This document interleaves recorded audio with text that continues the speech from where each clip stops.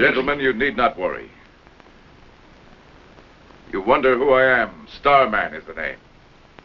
I now promise to save your planet Earth. I shall try to destroy all of the Kulamodians. Wish me luck. I go now.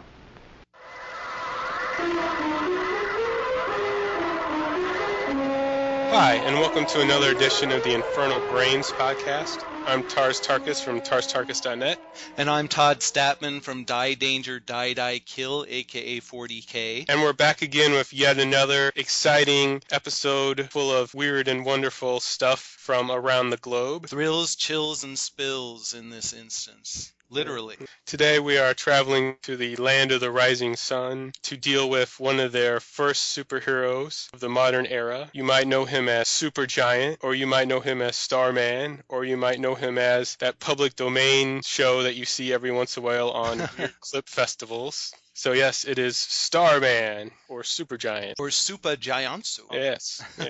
Yeah, this one is sort of a forced march down memory lane for me. I don't know if it is for you, but the Starman movies, at least their American incarnations, were a staple of Saturday afternoon and creature feature television during the late 60s and throughout the 70s. So I saw these films, again, in their dubbed English versions many, many, many times. Did you grow up with these, Tars, or? No, I didn't encounter them until after college when I started getting more into world cinema and started picking out random things off the shelf, and I came across the Something Weird double disc of the Starman films. So you greeted them as a cynical, jaundiced adult? Yeah. I think they're some of the first things I actually reviewed on my site like 8 years ago. So the reviews are filled with horrible spelling errors and awful writing, as opposed to my now just awful writing. So. All right. So everyone be sure to check that out. Yes. Apparently I like them now more than I did then, from what I seem to have read. Wow. Yeah. I don't know if I'm not even going to try and parse what you just said. That was very convoluted. But yes, I've become less cynical with age somehow. I'm impressed by your ability to stand at a remove from yourself and observe the changes with a cold scientific eye. But I found that I don't know if I could even say my opinions of these have changed that much. I have a theory about certain kinds of pop culture that you encounter as a child. I think if you encounter something at an age where you're young enough and that thing is too strange for you to really process, that it never really fully assimilates into memory, so it never can become too familiar. And I feel that way about the Starman movies. Every time I see them, it's not so much like this warmly familiar kind of nostalgia, even though I'm really fond of them, but it's like this moment of, oh yeah, these really were as weird as I thought. Yeah. I watched all of them again in a very short period of time leading up to us today to record this, and I enjoyed it. I'm glad that I had the excuse to watch them again. I thoroughly. Yeah. I'm glad I watched them again, too, because when I first, if I saw them when I was a kid, I probably would have loved them, but I saw them as an early adult when I hadn't experienced that much of what's out there, and, I could see, just saw nothing but how they were campy and flawed, and now looking at them again, I recognize all the stuff some of the directors were doing and some of the interesting things that are there. Right. And how it's buried underneath the Americanization of it. Right. But there's still a lot shining through. So it's actually, I think that's the main thing that made me like a lot of them more, even though they're still really flawed and they're really products of their time from the late 50s in Japan. Right. And they're very low budget. They're very low budget productions, so they suffer from a lot of those kind of shortcomings that really couldn't be helped. But there still is a lot of, like most Japanese films made within the studio system, no matter how ghettoized the genre, how low budget, there's always a certain level of craft and artistry that's brought to them. And, well, we should probably talk about, the Starman movies are something you're either really familiar with from seeing them or you don't really know anything about them at all. They're obscure, I think, more for being, I guess, minor than they are for being inaccessible, unlike most of the other things that we review. These movies the American versions are in the public domain, and you can find them anywhere. I think they're on YouTube. You can get them on the archive.org site. They're on a bunch of those 50 movie packs. And then there was Something Weird put out a nice double disc set a few years ago with 2 movies on each. That has all of them with a lot of nice extras, one of which was an essay by Auguste Ragon, which supplied most of the background info that we have on it, because there's not a whole lot of info about them out there. So we definitely need to give him credit for that. So basically the Starman or Supergiant films, they were a series of 9 films in Japan that were short serialized films, most of which were 50 to 40 minutes long. And they got chopped up and edited together into 4 films for the American audience. Yeah, the films were, they weren't serials in the sense of like American movie serials where they were 10 or 12 chapters of like 15 minutes or something. The first 6 films were 2-parters, which the American production company took and pasted those together to make a single film. And then the last 3 were standalone films, still short, still like 45 minutes to 50 minutes long, but each telling an individual story. And these were made by Shin Toho, and they think they were meant as a response, or they were inspired by the American Superman TV series, Supergiant being kind of a Japanese version of Superman, and that this was commissioned by the president of Shin Toho's Mitsugi Okura. And Tars, I don't know, the impression I get, I didn't know a lot about Shin Toho, but looking into the background, it seems like their name could have been Scab Toho, because they're... Yeah.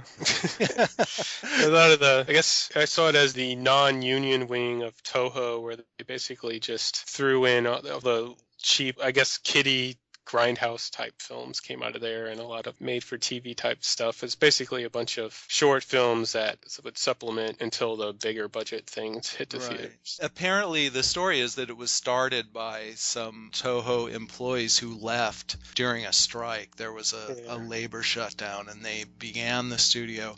Yeah, and it seemed like at first they were sort of a branch of Toho, but it seemed like later they became independent. They had a distribution deal with Toho, and that ended, and then they were gone by the mid-60s, I think. So they weren't around long. But like you said, yes, I think the Starman movies are pretty much emblematic of the type of stuff they put out, low budget, quickly made, sort of B programmers. These weren't A features, obviously, because they were only 50 minutes long. And there was like a mini boom of superhero type programming in Japan at this time. Starman and Supergiant was the big theater one, but there's also a bunch of TV shows, including Geiko Kamen, which we know here as Moonlight Mask. Right. And there's Prince of Space, which actually is a big ripoff of the Starman movies. And that was a TV series which became movies, which follow the same format as the Supergiant movies. Right. And there's the kid with the N on his shirt. National Kid, yeah. Actually, the director who directed the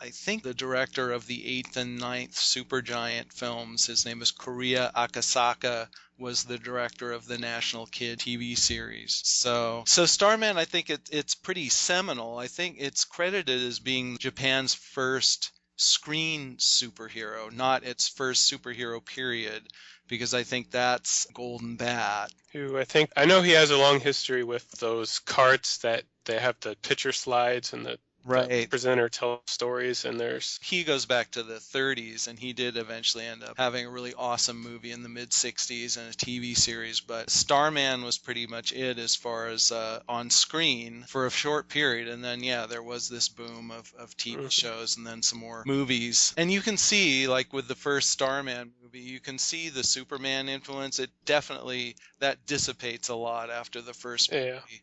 But there's definitely some things about the Starman character that echoes that. I mean, also if you look at him as sort of the ground zero of all the tokusatsu shows that would come along in the 60s and 70s, but there's definitely some marked differences. For one, he's not gigantic. He's a human-sized man, a burly human-sized guy.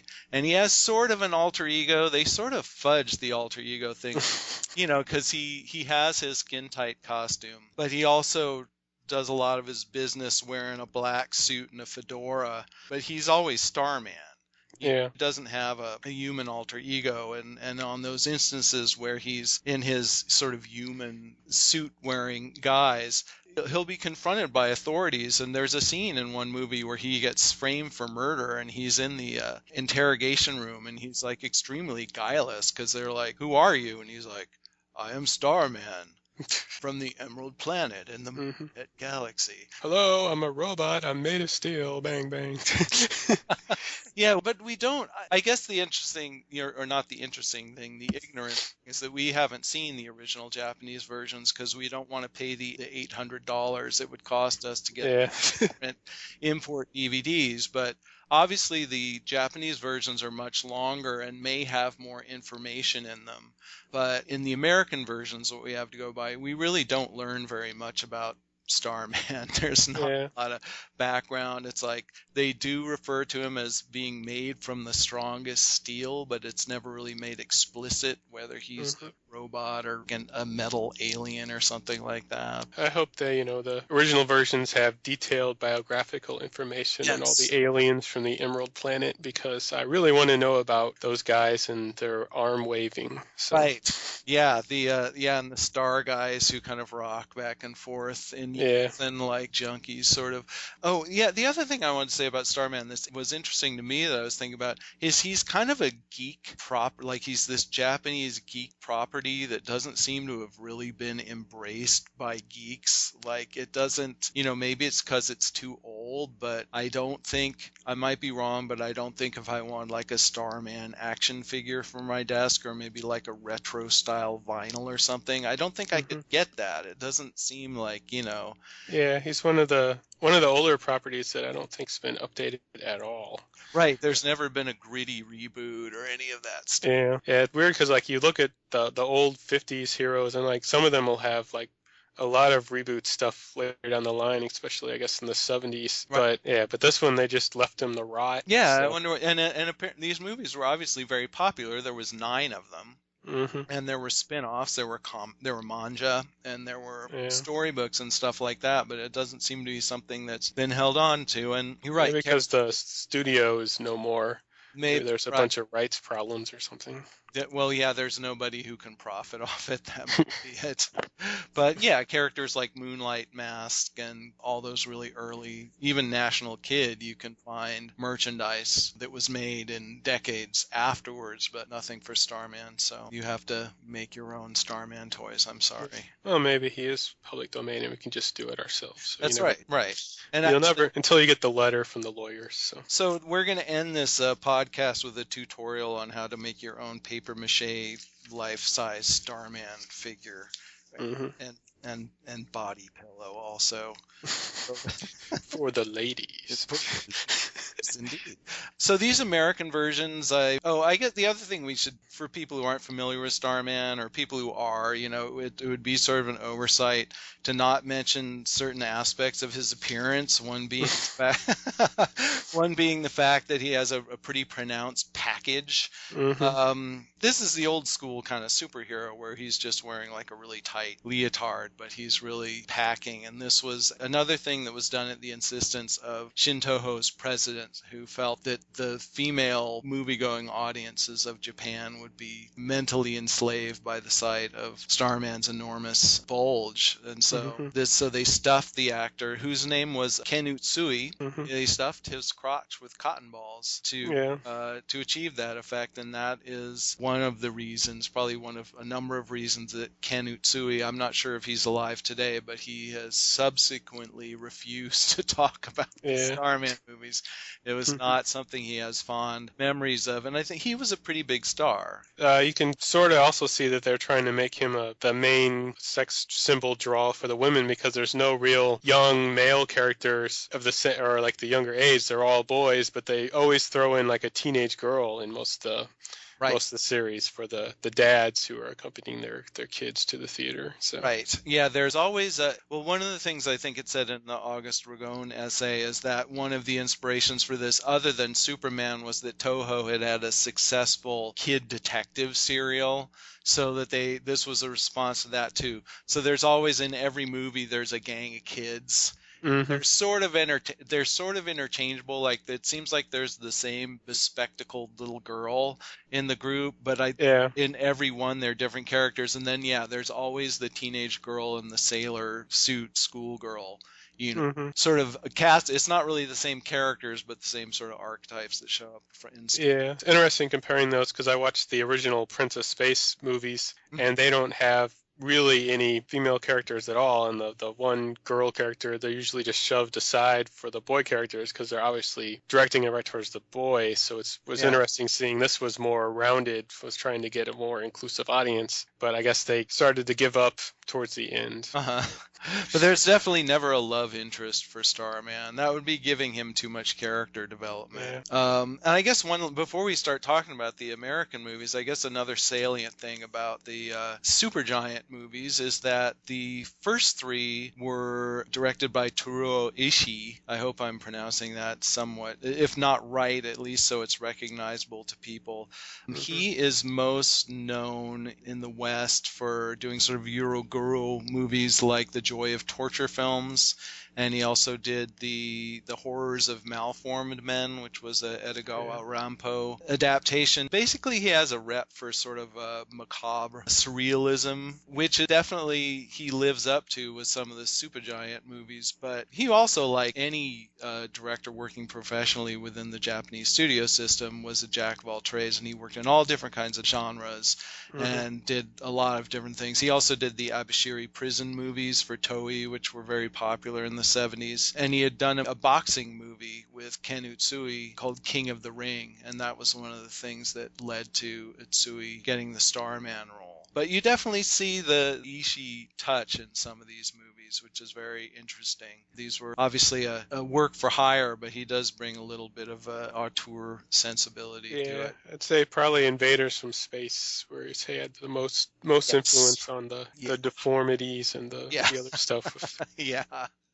Yeah, I'd agree with that one. Shall we talk about what happened to these movies once they came to the United States? Because a lot happened to these movies, I think. Yeah, we're going to move through them mostly in production order, which will coincide with specific U.S. films, which I'm not sure the exact order they were released in the U.S. or if they were in a package deal. But yeah, these were picked up by a company called Walter Manley Enterprises, and they were packaged for American television, and I think maybe they were also distributed outside the U.S. by them. And Walter Manley also released Prince of Space and Invasion of the Neptune Men too. So like I said, they took the first 6, which were each 2-parters, and they patched those together into 3 films. Like we said, each of the individual parts were about 50 minutes long. They married these into 75-minute films, so quite a lot was cut out. And a plus of that is that these films, American versions, are really pretty fast paced. They move pretty fast.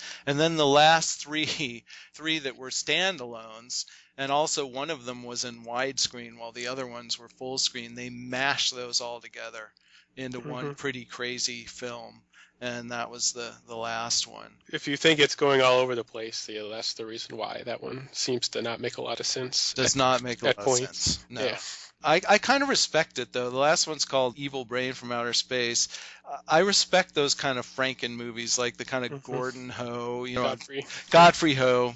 It's a luxury to forget his name, actually. Jerry Warren, people like that who made a lot of films out of just combining random films together. It's like they're never good, but it does take a certain level of creativity, and they're impressive in sort of a logistical way. It's like I can't even imagine in some of these cases like looking at these 3 movies and just figuring out ways to put them together. And they definitely did they made some interesting choices. But anyway, so the first one, shall we launch into these movies? I mean, some we'll talk about more than others. Yeah, because some are way more interesting than other ones. Like the first one, Atomic Rulers of the World, or just Atomic Rulers. But Atomic Rulers, people might think it's some kind of radioactive drafting implement. But yeah, that's what slide rules are for all you old people out there. Right. Let's see. Atomic Rulers is made from the first 2 films, Supergiant and Supergiant Continues. And it's basically a bunch of terrorists from a fictitious nation are going to take over the entire world by blowing blowing up major cities everywhere. Yeah, in the English version, it's like a rogue nation of evil white people, basically. Yeah. In the original, it was like you said, it was a terrorist organization who were sort of performing this nuclear blackmail under the cover of it seeming like it was this innocent country that was doing it. But the Americans who were editing these down decided that was too complex of a geopolitical scenario for the young American audience to ingest. So they just made it's all in the country, and they gave people like Russian-sounding names, and Yeah, and the later films get a lot more galactic in scope. This one's a lot more contained. Human nation running amok, so Starman first comes, and it's a lot. You can see the buildings for the later films where they get more creative, but for now, he's just coming and like immediately inserts himself into situations. Well, it's very paternalistic. Every one of these movies, the American version, has a very set framework, and that they all have the exact same opening credits, and then they always have the exact same prologue, and anyone who's seen these knows what we're talking about, where the movie always begins on the Emerald Planet in the Marpet galaxy where the High Council is meeting. And basically, these films are fraught with nuclear anxiety. So they're always talking about us. So Earth, if your ears are burning, it's because the High Council on the Emerald Planet is talking about how we're fucking up the universe with our nukes. So yeah, it's always some scenario where they're trying to figure out what to do with the Earth because there's some new plarver that's threatening the rest of the universe with nuclear fallout. And the council, I guess it's supposed to represent a bunch of different aliens from different alien cultures, but they're all very strange looking, very Dada-esque in appearance, like they have these geometrical shapes, and they look like they're kind of made out of cardboard boxes. They got lanterns for heads, right? Or cones, and one of them's wearing a big crown. Right, they're very Dada-esque. There's a famous picture of the Dadaist Hugo Ball wearing a suit made out of cylinders, and he would be right at home on the High Council. But yeah, that's one thing that really sticks with you, and that's definitely something that stuck with me as a kid. And so they show them having their meeting,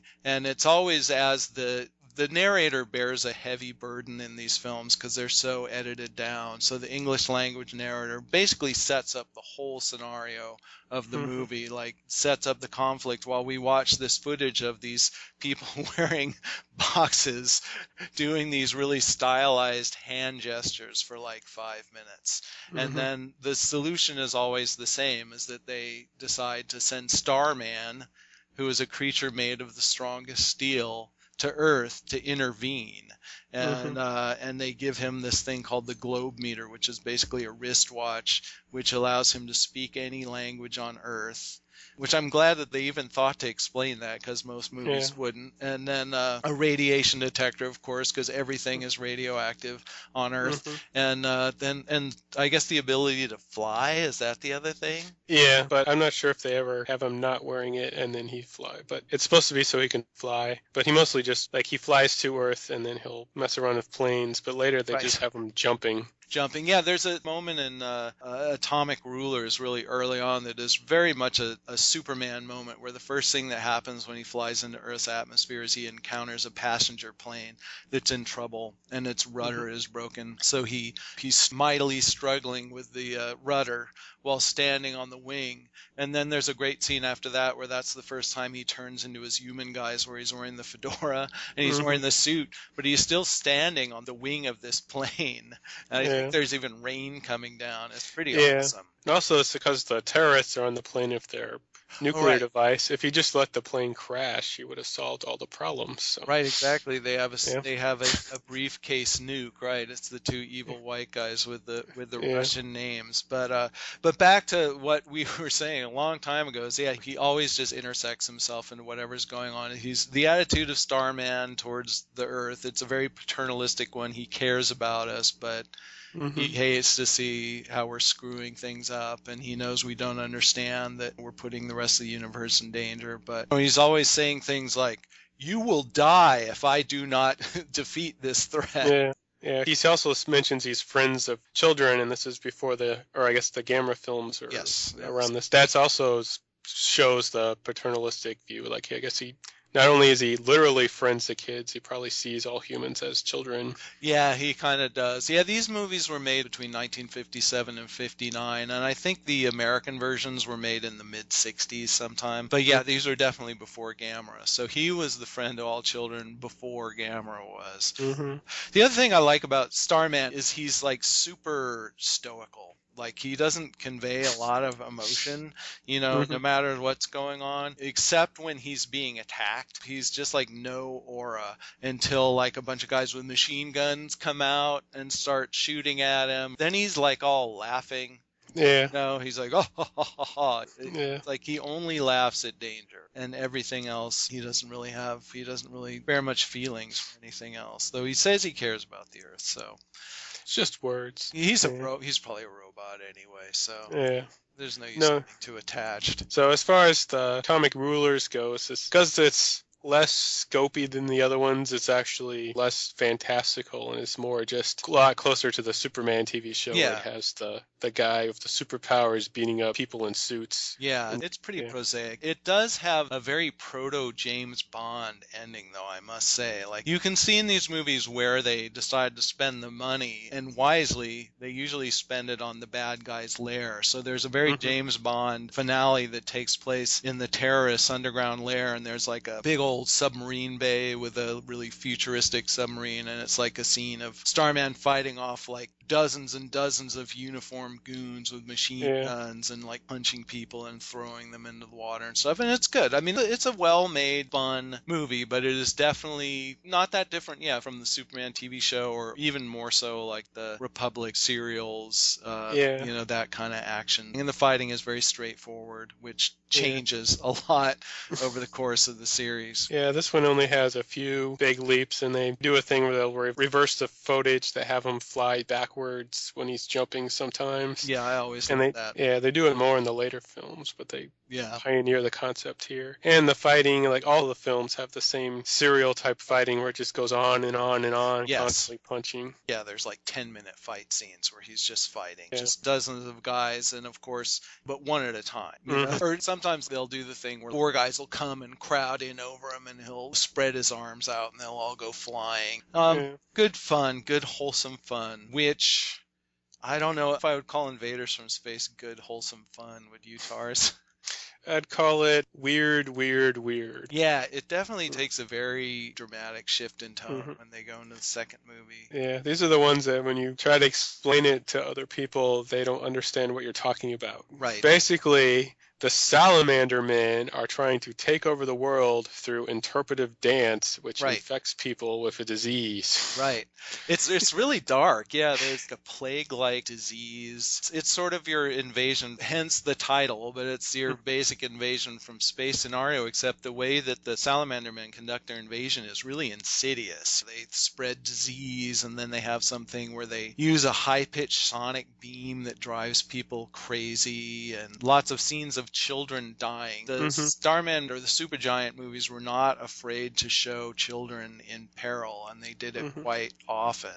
Yeah, and this one and Attack from Space both have a huge body count for the Earth, with cities being blasted off the map. So Starman's one of those heroes that, millions of people die, but the kid who's annoying gets saved. So. Right, exactly. Well, what I do like about Starman is he always says, I will try to defeat them.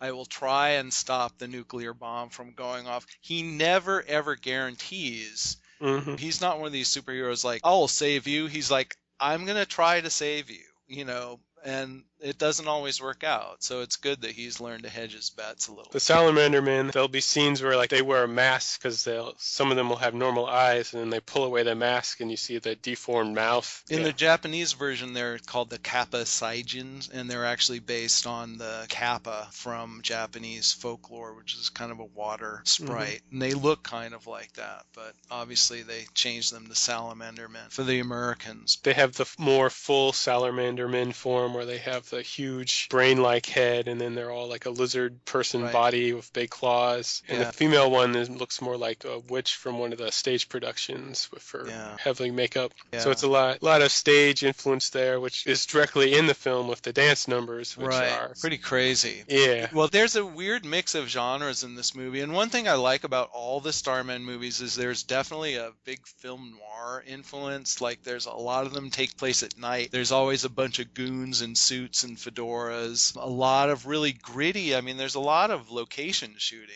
There's a lot of like gritty nighttime urban street scenes and fights that take place in like a disused scrapyard or something like that. And I think you see that the most in Invaders from Space, because the Salamander men, like you said, they have sort of this human guise where they wear suits and they wear crew chiefs over their face so you can't see how deformed they are.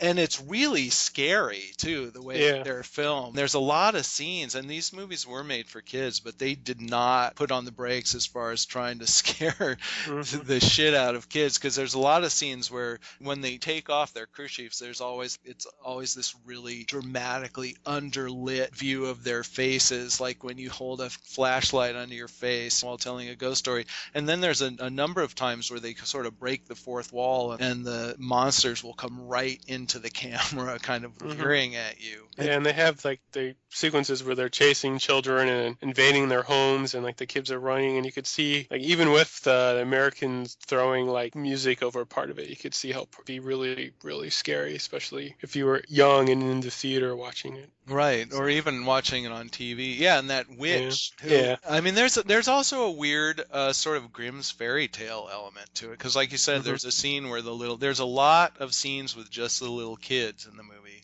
And there's the scene where they're walking through the woods by themselves, and they know that the salamander are around, and then all of a sudden it gets really foggy, and then they see the salamander men have a castle, and it's this really weird kind of expressionistic castle that sort of looks like a face that you can dimly see through the fog, and then all of a sudden the salamander men surround them and start dancing around them in a circle to this kind of tribal music, which it feels very Hansel and Gretel, and then they sort of make that really explicit when they bring in this witch there's no real explanation why one of the salamander men is this witch, and she's dressed in rags, and she has like a gnarled walking staff, and she has this horrible laugh, and she stalks these kids. Horrifying. It even kind of scares me now, I think, because I have like a visceral memory of watching it as a kid, but it's super, super creepy. And they use the witch imagery in a later Starman film too. Yeah, although it's not as effective in that one, I don't think. Because that's the one where they combine the three films, so everything kind of loses a little. You don't really have time to have much of a response to anything, because they're throwing something totally unrelated at you the minute you register what's going on in 1 minute. But also there's these dance numbers, and Salamander Men are undercover on Earth as a modern dance troupe, and they use their performances. That's ground zero for spreading this disease that they're spreading. The authorities figure out that it's the people who go to these dance performances who are first getting the disease and spreading it. And the dance sequences they're amazing. I think that Toru Ishii was kind of having a Jess Franco moment when he, because not that, I mean, the direction is really competent and atmospheric everywhere else, but I felt like you could feel him really snapping to attention in those dance scenes. They're super strange. Yeah, these are the one things I want to see in the original Japanese form are these, just to hear them with the original music, and to see if any parts of them are chopped out too, but they're really out there. They got characters that are like white on one side and black on the other, zooming around, and other people in weird masks. And they're doing backflips and a lot of gymnastics, but it looks like the film's been reversed and slowed down, so it makes it very dreamlike. And the set's design is pretty trippy too. Right, and then part of it is filmed through these circles. Like, it's one of those things which they do a lot in old Hollywood movies too, where it's supposedly supposed to be a stage performance, but they film it in a way and use these effects that you could never duplicate in a stage performance. So there's a lot of stuff like that, but it's super freaky and pretty neat. And as far as the music, I know that the Walter Manley versions, they kept some of the music, but then they added all this library music, and the library music they added is real weird too. to kind of like beds of random electronic noise with this very sparse instrumentation. I mean, I've heard it in other things. I mean, it's the music that's used in, I think I remember hearing it in like old 8-man cartoons and stuff like that, but there's an instrument that sounds sort of like a kazoo or someone playing a comb, sort of trying to play a trumpet fanfare, and like dissonant piano, but then there's always these weird, just random electronic noise going on underneath it, which is great. But like you, I'd be curious to hear what the original score sounded like to some of those scenes, especially that dance scene. So it's not the Starman film I think people should start with. I think it's the one they should watch second. Mm-hmm. And the one they should start with, I think, is Attack from Space, because that's the most straightforward also, because Atomic Rulers, because it's smaller, it's sort of more boring when compared to the more spacey ones. So yeah, Attack from Space has some neat stuff in it. Now, what was your impression on this? Because the enemy in Attack from Space is sort of this fascist army, and the impression I got in the American version, they make them be from another planet. They're from the Sapphire Planet or something like that.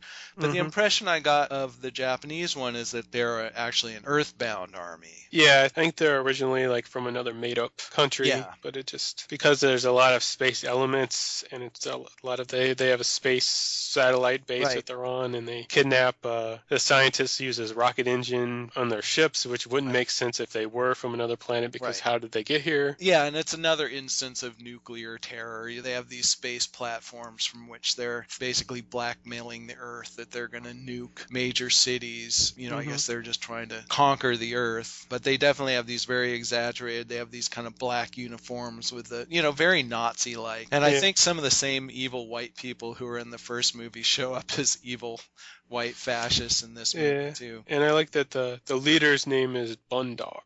So, is that what? Yeah, I was trying to make out what that was. That's what I wrote down 8 years ago, so that's probably... I should have referred to your 8-year-old reviews in preparing for this. Yeah, but it's very 1950s sci-fi with the look of the rocket and the space platforms, which they call a satellite, even though it's more like a space station. Yeah, and once again we have a gang of kids, and we have the teenage girl in the sailor suit, and all that stuff, but this time they all stow away with Starman and end up on the major platform. It seems like the whole last half of the movie is just fights on this space station. Yeah, even the teenage girl gets a gun and just starts gunning down people. So, right. And Starman punches for probably 15 minutes straight at some point. Yeah, it's just endless punching. So it's hard to tell, because I noticed in the last movie, in Evil Brain from Outer Space, they actually, the Walter Manley, in editing that together, they actually used one entire fight sequence twice during the movie. So who knows if they didn't sort of double up on these fights, but it did seem like there was an awful lot of protracted fighting in the space station in Attack from Space. But it is fun. That one is sort of like a boys' space adventure kind of movie. Yeah, it's like a lot of 1950s American film, that type of feel. I guess the TV shows that were on at the time, I can't remember their names, but like Rocky Jones and stuff like that. Yeah, like Rocky Jones. It's a lot like Rocky Jones, except there's kids. Right. So. No, there was a kid on Rocky Jones too. I'm embarrassed that I'm like an authority on Rocky Jones all of a sudden. Yeah. But I've only ever seen the two Mystery Science Theater ones, but I know they've made like the whole series in the movies, I think. Yeah, there was a time during the 70s when they used to show those Rocky Jones TV shows, and I, of course, watched them because I would watch any kind of crap like that came on. But yeah, there was like Little Bobby or something that for some reason they let them go on their space adventures with them. Yeah, those are in the serials too. When they go to the Undersea Kingdom or whatever, there's always some kid. Yeah, because the hero always has the boy prodigy, so the kids watching at home feel like they belong. Right, exactly. It's a way for including the kids, though I'm not sure if parents today would probably frown on that because it was reckless endangerment of the kids. Yeah, so they'd take them to court. Right. But yeah, I don't want the fact that I don't have a lot personally to say about space to reflect that I didn't like it, because I did. Yeah. But to me, it sort of bursts into a lot of fighting. Yeah, it's really simple, but it's the template, and I think if you like that template, you'll like the rest of the films. But if that was like completely repulsive to you, then you should probably steer away. Yeah. And examine yourself if you don't like Attack from Space, because something's wrong. You have a part missing from your life. Exactly. You know, and even if you didn't like Attack from Space, I would still give Invasion from Space. If you can tell those movies apart, because it didn't really help you out with the super descriptive, non-generic titles. You know? Because Invaders from Space has just this surrealism and creepiness to it that the other ones don't, that really stands out. And I agree that maybe it's not the best one to start with, but it's certainly the most unique. Well, maybe the last one is unique in its own way, but Invaders from Space is still coherent too, because it's one where it was a two-part film, so all they did was condense it a little bit, but the story is still fairly linear. Not as linear as Attack from Space. Attack from Space is very straightforward as far as what happens. And the Earth is saved from nuclear annihilation once again at the end. Until Evil Brain from Outer Space. Yes, until this Earth once again has a lot of problems. Nuclear problems. Yeah, now when you get to Evil Brain, that's the one that's the Franken movie made up of 3 different movies. You sound like you maybe have the titles written in front of you, but one's like The Space Mutant Appears or something like that. Yeah, and then there's The Devil's Incarnation and The Poison Moth Kingdom. Oh, yeah. So.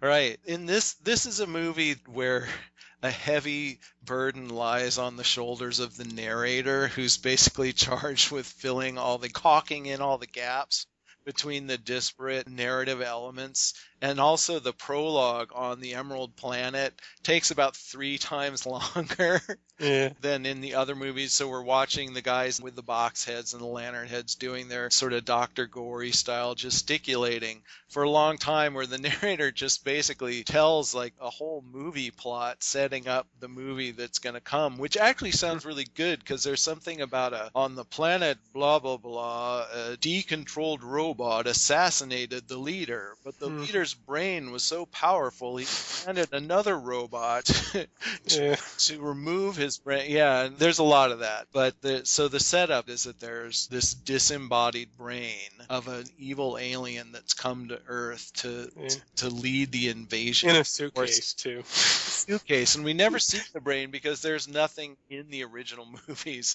about a brain. It's just that the idea that the brain is telepathically communicating to its minions and spies throughout the Earth gives them an excuse to have the narrator explain why something totally random is happening. So the narrator's like, at this moment, the brain of Balazar commanded a bunch of lizard men to attack Starman and the children, and then so we have a scene of that happening, and then something else random happens. Yeah, and then there's the one movie had the scientist who brought his daughter back to life, and she became a witch who would attack children, and so they worked that in. And then the last movie has the people dressed up in what I thought were bat costumes, but are apparently moth costumes. Yeah, I thought they were bats too. Yeah, and I guess they're trying to take over the world, so they just work them in as the Brain's army people. Yeah, we get 3 mad scientists in this movie. One guy has an eye patch and is in a wheelchair with a hawk on his shoulder. And then there's the guy whose face is kind of burned. There were 3 mad scientists. It's kind of like the 12 Days of Christmas. We had 3 mad scientists. There were 2 different groups of kids. Yeah. That are mostly identical, which is confusing.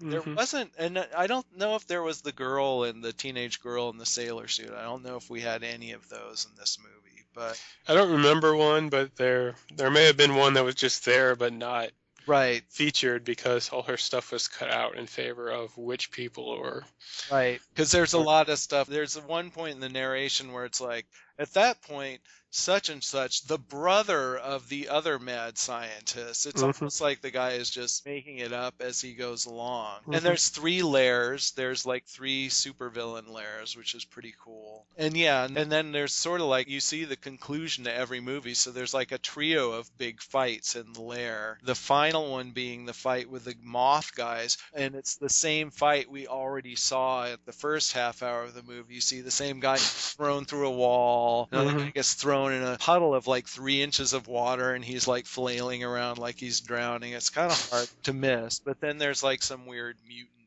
creature that's involved in that too. It's pretty insane. Yeah, and it's a nice try, but it's just a little nuts. So. It's not boring, but if you like things to be coherent or you like a narrative. But as I said, Godfrey Ho fans might get a lot out of it. You know, if you like a good Franken movie. It has some good visuals, not in like atmospheric style, but in like mostly the different costumes and makeup that the different mutants or witch people or bad guys are wearing. Right, there are those other bad guys that are. One of the movies had something to do with like a fictional Middle Eastern kingdom or something, and so there are all these guys in turbans, but they have no eyebrows for some reason. There's like this whole bunch of guys with no eyebrows and turbans, and there's actually villains like that on the Prince of Space TV series. Although I think these films, the last set came out after the Prince of Space TV series aired, so they may have stolen that from the Prince of Space TV series, which stole everything from the earlier Supergiant films.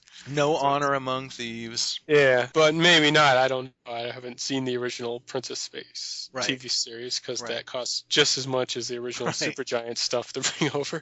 Right. Well, yeah, we'll do an annotated version of this podcast once we've got hold of the original Supergiant movies and gotten fan subs for them and watched all the original versions of the Iron Sharp and Prince of Space movies. Yeah. Set up a Kickstarter. So $20,000. That's an excellent idea. We should. That would be a really worthwhile Kickstarter. So yeah, the Starman series, at least in its English incarnation, I wouldn't say it maybe doesn't end with a bang, but it doesn't end with a whimper. It just ends with kind of a big mess.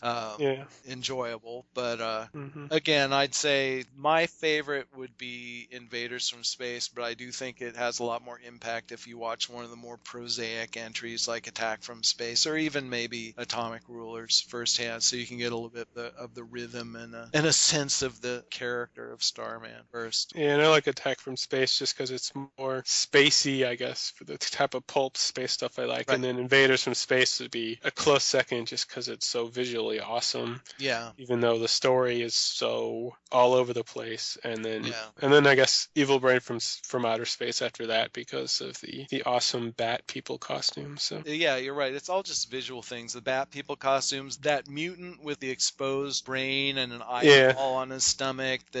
And also, I got to mention, too, that starting with Invaders from Space, they start doing these things where the fight scenes become very balletic, if that's the word, where there's a lot of dance incorporated in the fight scenes. Yeah. Especially when Starman's fighting the aliens, there's a lot of flipping, and it's all synchronized flipping and very kind of graceful, and not a lot of actual punching, which is funny after the first movie where it's just punch, punch, punch, punch, punch.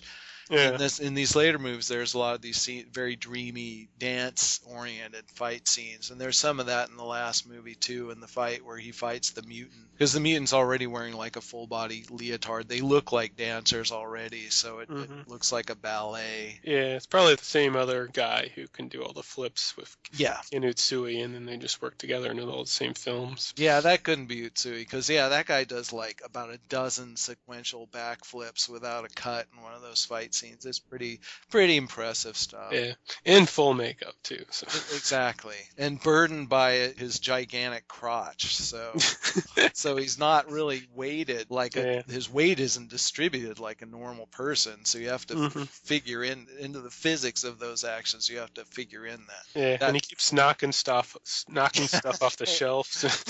Yeah, exactly. Yeah. But finally, the Emerald Planet stopped dealing with Earth because they finally got fed up with sending Starman there every week. Right. And as we all know, we've all died from nuclear annihilation without Starman's help. Yeah, I mean, they just figured a way to shield themselves from all our excess radiation. But yeah, every one of the episodes, of course, ends with Starman leaving and saying, once again, the Earth is safe from nuclear annihilation, and Starman flies off and the kids wave bye-bye. But then, in the next one, the council is always like, all right, well, they're doing it again.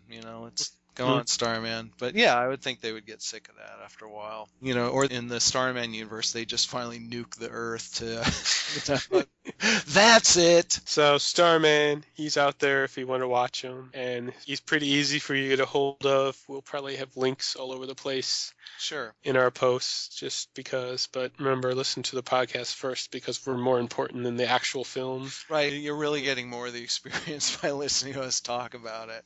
And also, you'll get that crucial background information that'll make it, it'll enrich the experience so much more. So once again, this episode of the Infernal Brains is a sponsored episode by our friend Monster Island Resort Podcast. Hey, Miguel. Yeah, we'll play his promo right now, I guess.